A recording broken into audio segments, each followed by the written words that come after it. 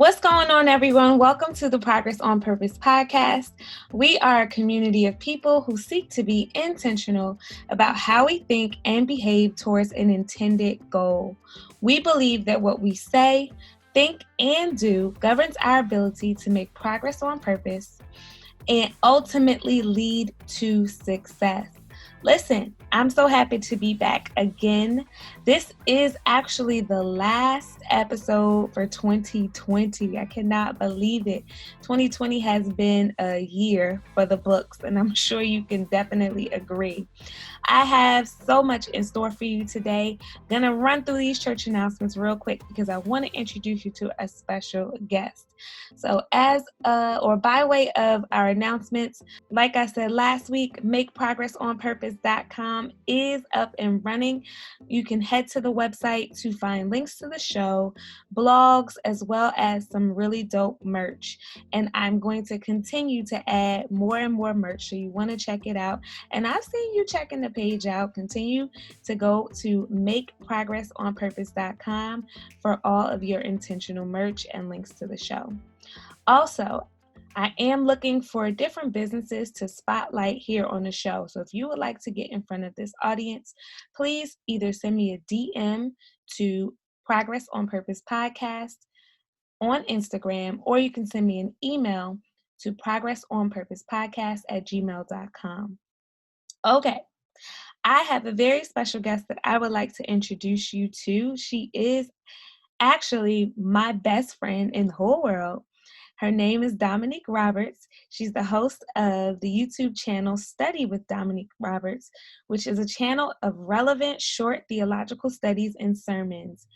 I have the pleasure of having this conversation with her today because of today's topic. Her and I often have great conversations, just like hanging out or talking on the phone. And so while I was preparing for this recording today, I was in prayer and God laid on my heart to invite Domonique, I'm going to call her Dom, okay, to have a conversation about today's topic. Today we're going to be talking about broken but not broke. So without further ado, I would like to introduce you to my BFF, Domonique Roberts. Dom, welcome to the show. Hey, girl. Thanks for having me on. No problem. Mm-hmm. And I do want to say congratulations on your podcast and following your vision and just doing your thing is very relevant, very inspirational. And you know, I'm your number one fan. You are, since the very beginning, you've been sharing the podcast, give me feedback almost every week. I so appreciate it. Really, really do. And more than that, like we always have like really good conversations that are always, you know, where we push each other.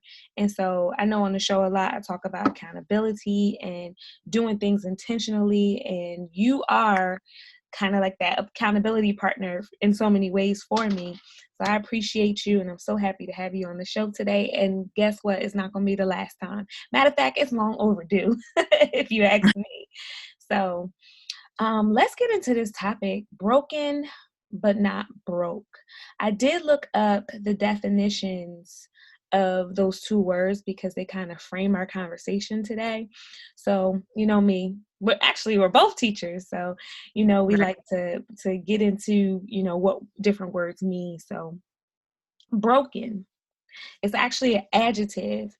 And when it refers to a person, it refers to having given up all hope, and some synonyms include being overwhelmed, defeated, overpowered, fragmented, discouraged, crippled, interrupted, and so on and so forth.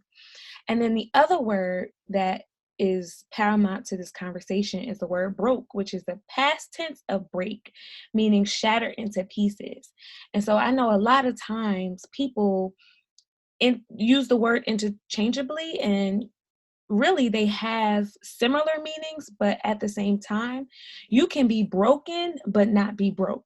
And so I want to have this conversation. So first and foremost, what are your thoughts on that?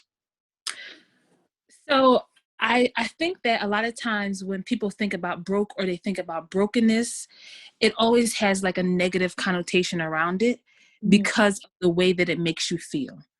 So when you're feeling broken or you're feeling broke, you're not at your optimal level. So you don't necessarily see what could come out of that. That's kind of my take on brokenness. I think that if we kind of look at it from a different view, have a different lens of what broke and brokenness does for us, we'll have a different outlook and a different perspective on where we can go from our brokenness. Share more, because that's interesting that you say that brokenness actually can do something for you. I know for many of us, at times life can come at us fast.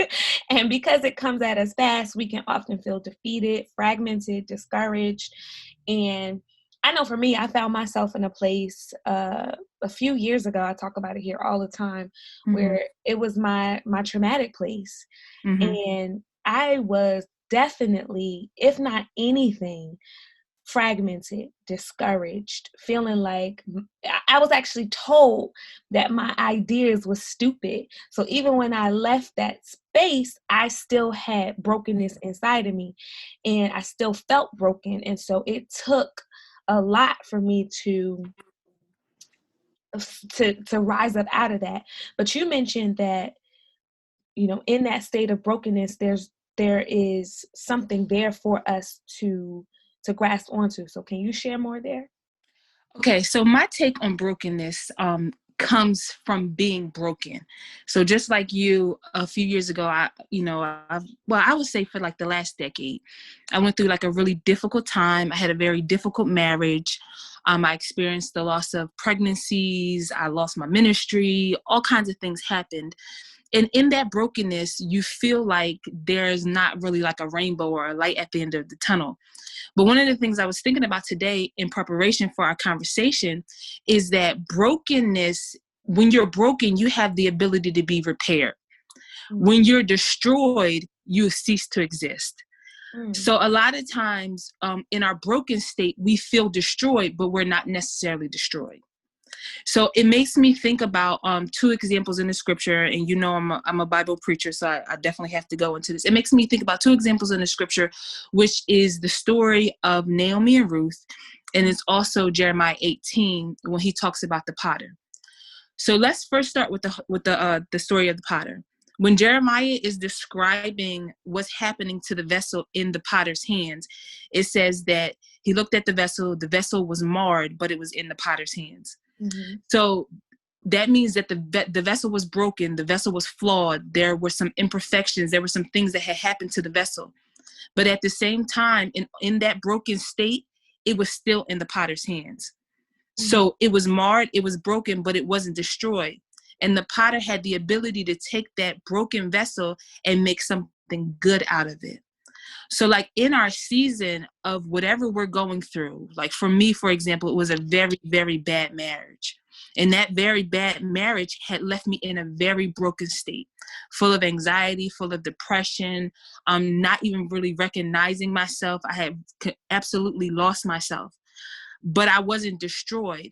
And from those experiences, God was able to create in me something different, created me something better. So he took that marred vessel and he still began to shape it and mold it. And my broken experiences were the things that were used to push me into greater and to push me into better.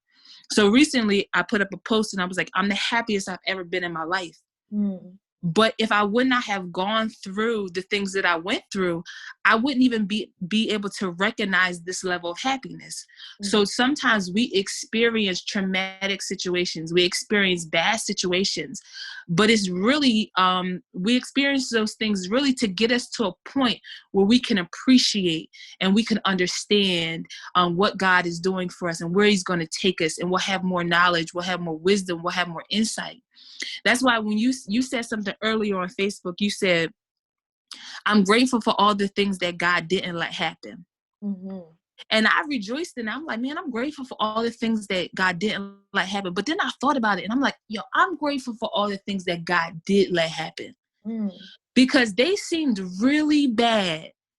Like when I was experiencing loss, when I was going through the bad marriage, when I was going through anxiety and seeing the therapist and like didn't want to live anymore, it seemed terrible. But now that I look back on those things, they really molded me into the woman that I'm becoming. Mm-hmm. And the Bible says that it was good that we were afflicted, Mm-hmm. so that we could learn his ways.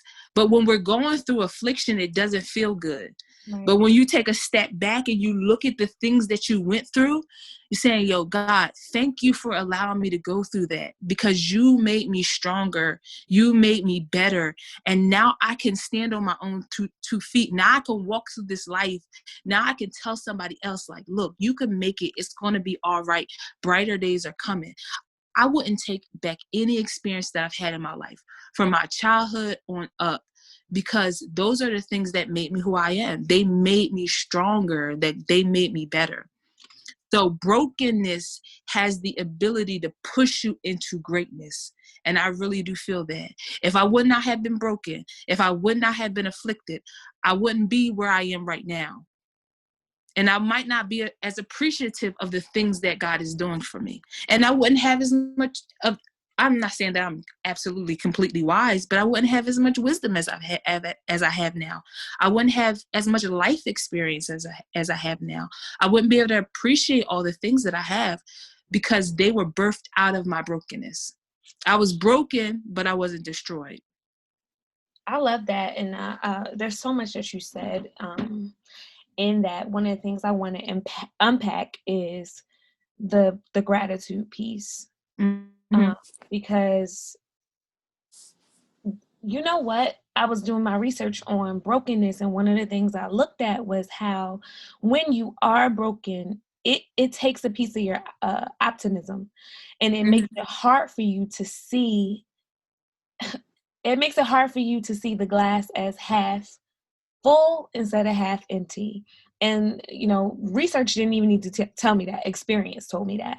Yeah. Right. I know when I was in a crazy place, right, in a crazy church, right, I was like, I mean, we were both there at one point. we were, and and I don't even like to use the word church when I associate it with, because I don't want people to get confused. It was a cult run by a narcissistic man who had his own set of issues. And the thing about my brokenness was I couldn't see a way out. Mm-hmm. God literally had to pull me out. And it's like, now looking back, I can appreciate. That's why I put that post up. I can appreciate the things that God didn't allow to happen. Of course, I thank God for the experience. I thank God because, like you said, I wouldn't be able to really appreciate all that God has done as a result of me going through that experience. But I also thank God that there were some areas that, certain things just didn't happen. Mm-hmm. I didn't lose my mind in that place. Mm-hmm. I didn't get stuck there, or not even me. God didn't allow, Right. certain things to transpire. So I definitely, that's what I'm talking about with the Jeremiah 18. Like you said, God pulled you out.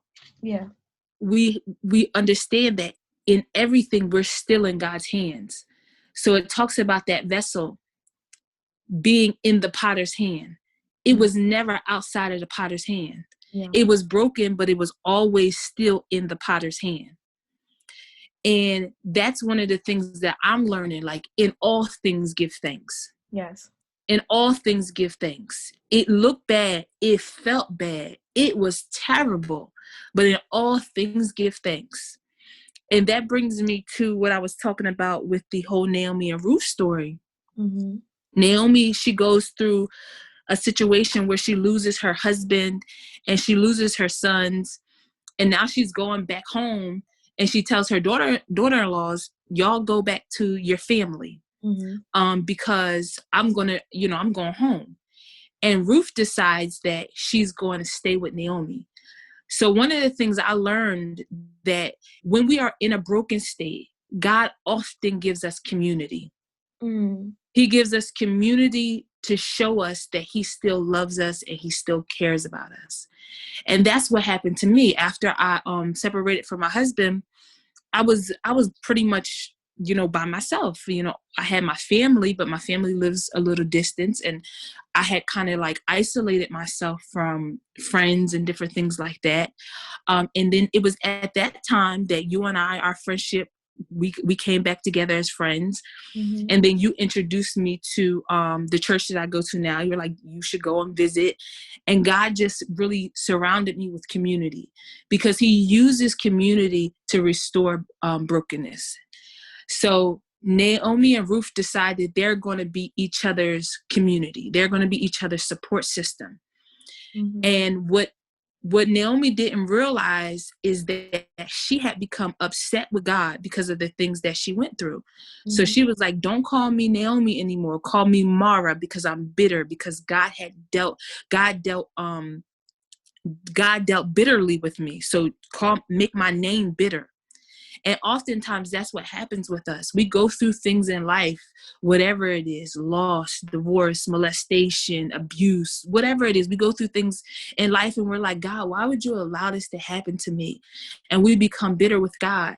But what Naomi didn't really understand is that God was using her broken, traumatic experiences to push her further into the plan that he had for her. So Mm-hmm. she goes back to Bethlehem, Judah, and Ruth marries Boaz. We all know the story. And then Ruth has Obed, and Obed is the grandfather of David. Mm-hmm. And we know that the lineage of Jesus Christ comes from David. So if you go into the book of Matthew and you look at the genealogy, and it says Obed beget Jesse, and Jesse beget David, and you go all the way down until you get to Jesus Christ. Ruth didn't realize that God had to take her away from the husband that she had. He had to take her away from her sons, because he had greater for her on the other side. She was going to be connected to the savior of the world. But she was so filled with bitterness and so upset over her brokenness that she couldn't see what God was trying to do through that. And oftentimes that does happen, because when we are in our struggle, when we are in our situation, we can't see that God might be using this to turn our life around. God might be using this very trial to bring us into our destiny. God might be using this to push us into our purpose, our legacy, whatever it is. We can't see that. But he's always there, because we're always in his hand. We're always in the potter's hand. So he has the ability to shape the vessel in the way that he wants the vessel to go. And sometimes that takes affliction. Sometimes that takes pain. Sometimes that means persecution. Sometimes that means not understanding. Sometimes that means a dark season. Sometimes that means crying at night. Like, sometimes it means things that we can't understand. But at the end of it, God has our best interests in mind, and he always brings us out. He always brings us through, because he knew us when we were in our mother's womb, and he destined us to have an expected end. And all good things come from God. So in this season in my life, I'm just looking at brokenness in a different way. Mm-hmm. I'm looking at brokenness like, thank you, God. Mm-hmm. Thank you for allowing me to experience that. And thank you for allowing me to not be destroyed in it. Because some people were destroyed in their brokenness. They allowed their brokenness to destroy them. They committed suicide. They just, whatever it is. But God, you allowed me to experience brokenness. You allowed me to experience affliction. And it was for my good. Yeah. And I know that my future is bright. I feel it. I feel that my future is bright. It And is. yeah, of course. And in this year of 2020, so many people have experienced brokenness, health issues, the loss of jobs, the loss of loved ones, whatever it is. And not to say whatever it is in like a cavalier, like I don't care kind of way, but just whatever the situation is. So many people have experienced brokenness. But I believe that God is using those things to bring us to our next level, to bring us to our newness, to bring us to where he wants us to go. And I'm not looking at you said about the glass being half full or half empty. I'm looking at my glasses being all the way full. I love that. Right. Oh, I love that.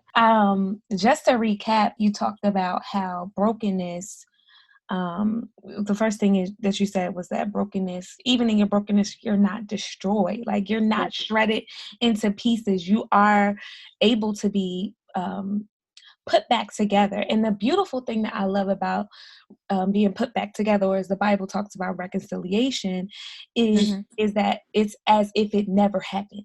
Right. So like, I know you and I know your story, and I know what God has brought you through, and literally it's new. Like, you are in a new place. Like, it never happened. Yes, you learned some things. Yes, you've had some experiences that taught you some things, but there is also a newness that is worth being celebrated. And I also see it in myself. Like, had I not gone through my broken season, I never would have been prepared to enter this season of my life, where I can be able to talk about it freely and be able to help someone else, and even just have candid conversation, transparent conversation, so that other people might be helped. Then you talked about, which I love, that whole community piece, which I think is major. I didn't even realize that point, but that's so great that God gives us community. Even in our brokenness, we're still not alone. We're still not, we may feel like we are, but actually we're not. And if we allow ourselves to just be open to God bringing community. And you know what, there's a point there, because so many people like being by themselves, and they like being broken. They like, because it for some reason it's comfortable. Some And I people. also think that I don't mean to cut you off, but I also think it's a defense mechanism. If I can stay at this level of brokenness, I can avoid other bad things happening to me. So sometimes when things happen to us, we're like, okay, that happened. There's nothing I can do about it. But if I could shut myself down, or if I can isolate myself, or if I could, kind of just kind of laugh things off, like it doesn't matter, that's my protection. That's my gate. That's my guard for other bad things happening. Yeah. And when we realize that in life, we're going to experience things, but I'm seeking joy. I'm not going to focus on what might happen, what could happen, because that's going to come. But right now, I want to seek joy. Yeah. I also wanted to say something else about that community piece. It's very you have to be very careful who you get into community with. Because like the whole Naomi and Ruth situation, Ruth told Naomi, your people will be my people and your God will be my God. So the people that you're in community with have the ability to influence you negatively or influence you positively. Naomi takes Ruth to Bethlehem, Judah, and she introduces her to the God of the Hebrews, which we know is the true and living God. And eventually she's going to be the grandmother of David, and we talked about the lineage already. So she connected herself with people who knew God. She connected herself with people who could put her in a better situation than she was in. And that's so important with us. We have to connect ourselves with people who know God, and people who have some sense, and people who could push us further into our destiny. Like you and I, we talk about it all the time. I said it at your wedding. Like, we have like a covenant relationship with each other. Yeah. And we push each other into our destiny. You got a podcast, I'm going to support it. You got a business, I'm going to support it. I know something that I can help you with, I'm going to help you with it. You know something that you can help me with, you're going to help me with.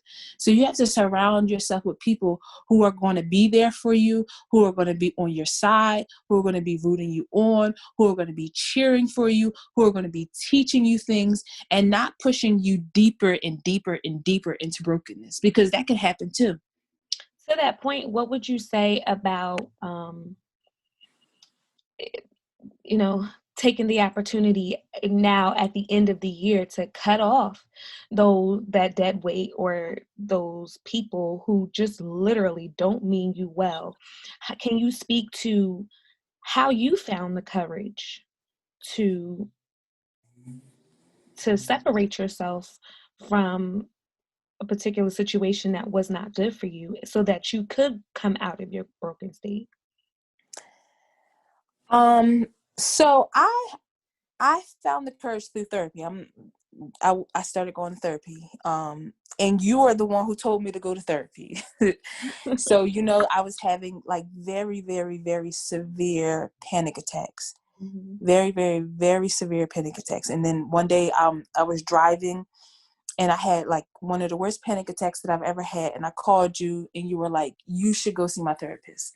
Mm-hmm. And I tried to get an appointment with your therapist, but she was having eye surgery or something like that. So she recommended me to one of her friends. And I don't know if I can name drop, but I'll edit it out if you have to. But I went to a therapist by the name of Dr. Charlene Sears, and she changed my life. Mm-hmm. And she basically was talking to me one day and she was saying, listen, are you going to stay in this situation and die, or are you going to get out? And a light bulb went off in my head. And I said, you know what? Nothing is worth me losing my life over. And it's not like somebody was beating me or anything like that. It just was so emotionally toxic that it was killing me from the inside out. And she was saying, like, if you stay like this, you're going to die. Because what happens is we self-implode. We have so much stress that we kill ourselves literally from the inside out. And I was constantly sick and didn't know why I was sick and all kinds of things. I was going to the job. I know I'm sick, but they're like, you're fine. But my body was breaking down literally from the inside out because of extreme unhappiness, extreme stress that was causing anxiety. And it just was so much stuff. So she when she said that, a light bulb clicked and I started to create a way of escape for myself. So that therapy is what did it for me, but it was based on that community of people that I had that were supporting me and saying, listen, you deserve better for yourself. And this is in no way to dog anybody out or bash anybody. I'm not dogging my ex-husband. I'm not bashing anything like that. But I'm just saying that some people are just not for you. Some situations are just not for you. And when you realize that the person, the situation, the job, whatever it is not for you, you have to realize that you get one life. Yeah. You get one natural life. And you want your natural life to be as happy, as prosperous, and as long as you can possibly make it. And I just chose myself in that moment and said, listen, I had a 3-year-old daughter. I don't want my daughter to grow up and see me unhappy. I don't want her to see that. Because sometimes it's better for people to be away from each other than to be with each other. Mm-hmm. Kids grow up in a safer and in a better environment. So in this season, at the end of the year, saying like cut people off, and I'm not the type of person where I'm like cut people off or whatever, because I think that if you have a situation where the person is really causing you internal and external destruction, yes, cut them off. But I don't necessarily think that you always have to cut people off, because you never really know what you could be doing just by being that person's friend. You might have to change the way you move, the relationship. Change the dynamics of the relationship, change how much time you spend with the person or whatever it is. But I'm never the one to say, boom, cut a person off. Mm-hmm. Because relationships ebb and flow. They go up and down. So sometimes in that season, it might not be the best for you, but you people are flawed. People are human. So I'm a forgiving person, and I'm the type of person where I'm like, I might not be able to go to the mall and to lunch and talk to you every day, but I'm not ever really going to cut you off, because I'm going to try to, always have love for you and be there for you. And you just never know what a person can do for you or what you can do for a person in the future. So cutting off is not always what I say. People are all, I'll cut you off. Okay, well, cut me off. But I'm not the type of person that's just out here snipping. I'm just trying to see, like, how can we move in another direction where we can be more healthy for each other? Mm-hmm. But of course, if somebody is causing you internal or external harm, physically, emotionally, mentally, then yeah, okay, get rid of them. But if you just got a friend that you feel like, they not the best for you right now, you ain't got to cut them off. Just step back a little bit and reevaluate where y'all could go in your relationship. And even sometimes in the step back, like you just said, the I always used to say time tells all things. And Mm-hmm. sometimes when you give things time and even space, it causes you to see, oh, okay, so the dynamics of this relationship were really heavy in this direction or really heavy in that direction. And then sometimes the relationship can be repaired. And then Mm-hmm. you can also see, okay, this part of the relationship was not healthy, but maybe not all of it. There is some way to fix it. But I talk about, therapy all the time, on this show as well as just in everyday life. I think that therapy does more for you than it does for even the people around you, but it Of course. starts with us. And so for everyone who is listening, I talk about it all the time, betterhelp.com. Betterhelp.com allows you to find a therapist via the internet, someone who you can start communicating with in under 24 hours, someone who is experienced in any area that you are seeking help in. It's not just for adults, it's also for teens. It is available to you 24/7. I have a code if you would like to use it and save 10% off your first month. Just go to betterhelp.com/POP to get your 10% off. And I will always continue to plug that because I believe in therapy. My friends, as you can hear, believe in therapy. It is needed, and you can't just go to the pastor because the pastor is not trained to deal with certain things. You need to go to people who are trained. So that's that. Right. Um, and I then will say that therapy is one of those things that you're allowed to be selfish about. mm, So a lot of times people are like, oh, don't be selfish. Selfish has like this negative connotation around it. But sometimes you have to be selfish, yeah, because if you are not selfish about self-care and taking care of yourself, you can't really be beneficial to other people. right, So that is one of the things I'm learning in repairing the broken areas of my life. It's okay to be selfish. And sometimes people are natural givers or pleasers or whatever it is, and when you're that type of person, you really do experience a lot of stuff, because you're like, well, I gave of my heart, I gave of myself, why did it turn out like that? And one of the things that you learn in trying to, well, not even trying to, in just healing from those broken areas, is that it's okay to be selfish. It's okay to take some time to sit and go to therapy. It's okay to take time to work out. It's okay to take time to get proper rest. It's okay to take time to read. It's okay to take time to do things that you're interested in. In 2021, I encourage people, be a little selfish, yeah. because that's the way that you're going to overcome brokenness. Really, really thinking about who you are, what you like, what's going to benefit you, and helping you to heal. I love that. I love that. Um, yeah, so I'll just continue to recap because we talked about so many amazing things. The fact that you're not destroyed, even in brokenness, the fact that God places community around you, and be mindful of the community that you allow, because you want to make sure that they are people who resonate with you, or are in Christ, and who walk in the same way that you believe in.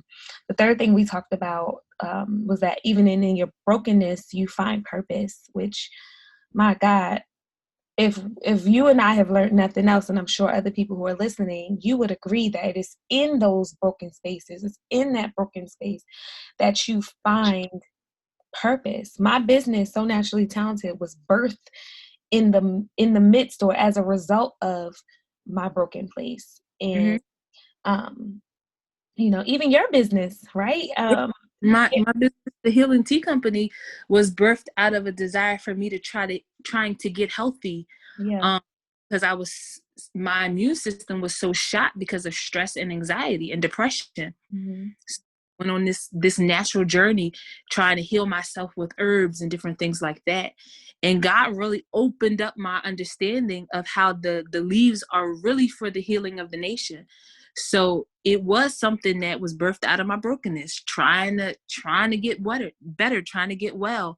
And he was showing me that, like, yes, but first I had to find inner peace. Yeah. And inner peace did come from doing certain things like exercising, eating healthier, drinking tea, finding these holistic, natural ways to kind of just calm myself down and be within myself and not being so anxious and aggravated by all the things that were going on around me. Yeah. So where can they find this tea? All right. So my website. Go ahead and plug it. My website is www.thehealingteaco.com. www.thehealingteaco.com. We have some really, really great flavors on there right now. Berry Healing Plus, Rejuvenate, and Healing C. And they are selling like crazy, so you might want to try it out.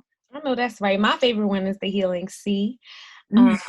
It tastes good. Put a little agave in it. You know, it's all that, and I enjoy it. And I will be sure to link the in the show notes. I'll be sure to link the website for you so that you could just click on it and go right there and support my sis. Support my sis. Dom, I appreciate you so much for this conversation. All of our conversations, but definitely today, because I wanted to have a conversation so that people can be reminded that even in your broken state, you're not broke, you're not shattered to pieces, and you have the potential to be better and to be put back together if you allow God to get all in the middle of that and put it all together. Sometimes it takes therapy. Sometimes it takes you stepping outside yourself and realizing that you are broken. Do not continue on thinking that things are just going to get better organically, because sometimes you need to stop and realize that something is wrong.